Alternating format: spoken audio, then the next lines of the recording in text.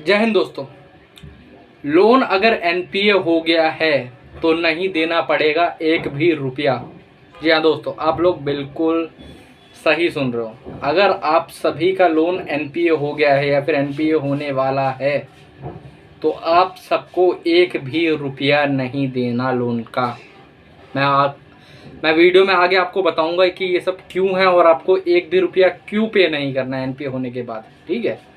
और ये एनपीए आखिर होता क्या है, और जो लोन टर्म में होता है कि एनपीए हो गया है लोन या फिर ये आगे चल के एनपीए हो जाएगा, एनपीए होने के बाद क्या होता है और एनपीए होने के बाद सेटलमेंट कैसे करें, एनपीए होने के बाद A to Z सेटलमेंट का प्रोसेस मैं आपको इस वीडियो में बताने वाला हूँ, ठीक है।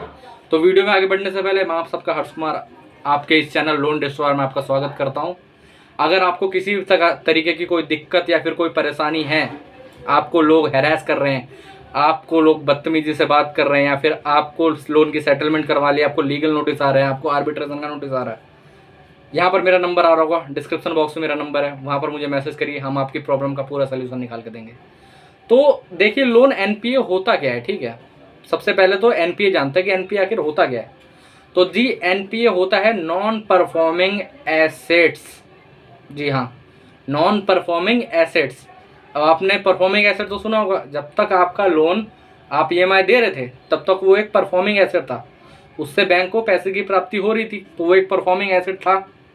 अब जब आपने पैसे पे करना बंद कर दिया, आपने ईएमआई देना बंद कर दिया, तब वो हो गया है एक नॉन परफॉर्मिंग एसेट। जी हाँ, तब वो हो गया है एक नॉन परफॉर्मिंग एसेट। जी, अब होगा क्या मैं समझाता हूँ, ठीक है। ये एनपीए पहले दिन से नहीं होता। आप सोच रहे होगे कि मैंने एक ही ईएमआई बाउंस करी उसके बाद सीधे एनपीए हो जाएगा। नहीं नहीं, ऐसा बिल्कुल भी नहीं है, ठीक है। अब इसमें होता क्या है, जब आपके 92 डेज हो जाएंगे, बिल्कुल जब आपके 92 डेज हो जाएंगे, कुछ बैंक 94 डेज का भी फॉलो करते हैं, लेकिन ऑफिशियल जो है वो 92 डेज है, ठीक है। जब आपके लोन को किस्त बाउंस हुए 94 डेज हो जाएंगे, तब जाके आपका लोन एनपीए होगा। अब लेकिन इसमें एक शर्त है, मैं आपको समझाता हूँ क्या, ठीक है। मान लेते हैं कि आपने 2 मंथ से ईएमआई पे नहीं करी थी, ठीक है। तीसरे मंथ कोई आपके बिहाफ पे कर देता 1000 रुपये, 2000 रुपये, या फिर आप खुद 500 1000 रुपये की पेमेंट कर देते हो, तो जी आपका लोन एनपीए नहीं होगा। आपका केस सीधा 3 महीने पीछे चला जाएगा, 3 महीने पीछे चला जाएगा। हाँ, बैंक चाहे तो 1 मंथ और ऐड करके कर सकता है, लेकिन बैंक करता नहीं है, क्योंकि एनपीए दिखाना लोन को बैंक की खुद की ही परेशानी बढ़ाना होगा अगर उन्होंने एनपीए दिखा दिया कि आपका लोन एनपीए हो गया। क्योंकि एनपीए का जो रेशियो है वो कभी भी 25% से अगर ऊपर जाता है तो वो बैंक डूब जाता है, वो बैंक दिवालिया हो जाता है। जी हाँ दोस्तों, वो बैंक डूब जाता है, वो बैंक दिवालिया हो जाता है। अब तो बैंक इसके लिए क्या करता है मैं आपको समझाता हूँ, ठीक है। फिर अब जैसे कई लोग फंडिंग कर देते हैं क्रेडिट कार्ड या फिर लोन में, ठीक है। आप लोगों के भी शायद हो चुका हो, या फिर और लोगों, मेरे क्लाइंट के साथ काफ़ी सारी चीज़ें हो चुकी हैं, ठीक है। तो इसमें जो होता है कि मान लेता 2 मंथ आपने ईएमआई पे नहीं करी, ठीक है। तीसरे मंथ को एजेंट बोलेगा जी मैं आपके बिहाफ पे कर देता हूँ, कोई बात नहीं है, ठीक है, आप मुझे बाद में दे दीजिएगा, मैं आपके बिहाफ पे 1000 रुपये पे कर देता हूँ। फिर या फिर ऐसा भी हो सकता है कि वो आपके बिहाफ पे कर दे और आपको बोले ना, बाद में आप पे पैसे मांगे। आपको कभी भी उसे एक भी रुपया देने की ज़रूरत नहीं है, क्योंकि ये प्रॉपरली इलीगल एक्टिविटी है। वो जो आपके अकाउंट में पेमेंट हुई है या फिर आपके क्रेडिट कार्ड में पेमेंट हुई है, वो अनऑथराइज पेमेंट है आपके बिना जाने हुए। तो ये 420 के अंदर आता है। और बताइए, ठीक है। तो कोई भी रिकवरी एजेंट आपको एनपीए होने के बाद आप खुद से पेमेंट करके आपसे पेमेंट मांगे तो आपको देने की बिल्कुल भी ज़रूरत नहीं है, चाहे फिर उसने 1000 रुपये की पेमेंट करी हो, 10,000 की करी हो, या फिर 1 लाख रुपये की करी हो। मेरे कुछ क्लाइंटों की पेमेंट 40-40 हज़ार रुपये तक कर चुका है रिकवरी एजेंट, लेकिन हमारे क्लाइंट ने उन्हें 1 रुपया भी नहीं दिया, ठीक है।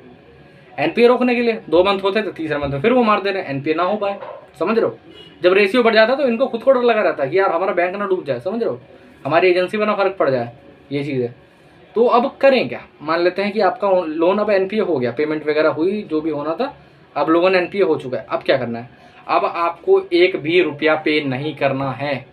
अब अगर आप एक भी रुपया पे करते हो ना, एक भी रुपया, तो दरअसल होगा क्या कि आपका जितना भी पैसा है वो बैच पेनल्टी जुर्माने में चला जाएगा, और आपका जो लोन है वो राइट ऑफ से रुक जाएगा। राइट ऑफ क्या होता है, राइट ऑफ जी है 180 दिन के बाद राइट ऑफ होता है, ठीक है। इसमें कोई वो नहीं है, ये सिर्फ 180 दिन के बाद होता है। इसमें कोई नहीं है कि बैंक 1 महीने बाद करे, 2 महीने बाद करे। ये राइट ऑफ का मतलब होता है कि बैंक जो है वो अपने बही खाते में से आपका जो लोन है वो हटा दे रही है, आपके लोन का अमाउंट हटा दे रही है, अकाउंट हटा दे रही है।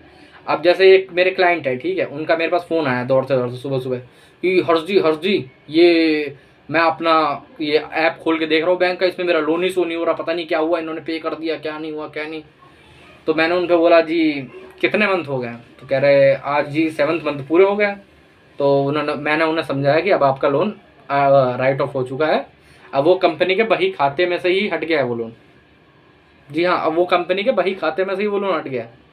तो उन्होंने बोला कि अब क्या मुझे ये पे नहीं करना पड़ेगा? अब तो मुझे सेटलमेंट नहीं करनी पड़ेगी, जब कंपनी के खाते में ही नहीं है तो मुझे सेटलमेंट ही नहीं करनी पड़ेगी। तो मैंने बोला जी नहीं, ऐसा नहीं है, ठीक कि बेशक कंपनी के खाते में से हट गया हो, लेकिन उनका जो डेप्ट रेशियो होता है उसके अंदर वो शो ज़रूर होता है, ठीक है। और जब डेप्ट रेशियो के अंदर ये शो होता है तो उससे हमें उसकी सेटलमेंट करवानी पड़ेगी, क्योंकि उसके बाद भी बैंक प्रॉपर लीगल एक्शन जो आर्बिट्रेशन या फिर कोई और ले होता है वो ले सकता है, समझ रहे हो। और कोई चीज़ भी वो कर सकता है बैंक, कोई दिक्कत की बात नहीं है, ठीक है। तो हमें इसकी सेटलमेंट करवाना ज़रूरी है। अब सेटलमेंट करनी कैसे?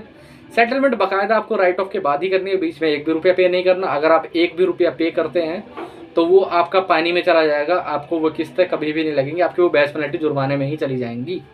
जी हाँ, ब्याज पेनल्टी जुर्माने में ही चली जाएगी, ठीक है। तो आपको इस पर ध्यान देना है कि राइट ऑफ के बाद हमेशा एनपीए होने के बाद, राइट ऑफ होने के बाद हमेशा सेटलमेंट करनी है। सेटलमेंट हमें 10% करनी है और इस चीज़ों का ध्यान देना, बीच में कोई भी पेमेंट नहीं करनी है। और आज के वीडियो में इतना ही है। अगर आपको और स्पेसिफिक डिटेल वाली वीडियो चाहिए ना तो आप मुझे कमेंट सेक्शन में बता सकते हो, ठीक है। तो जय हिंद दोस्तों, अगर आपकी कोई भी दिक्कत परेशानी है, यहाँ पर मेरा मैसेज आ रहा होगा, मुझे मैसेज करिए, हम आपकी प्रॉब्लम का सलूशन निकालेंगे, ठीक है। जय हिंद दोस्तों।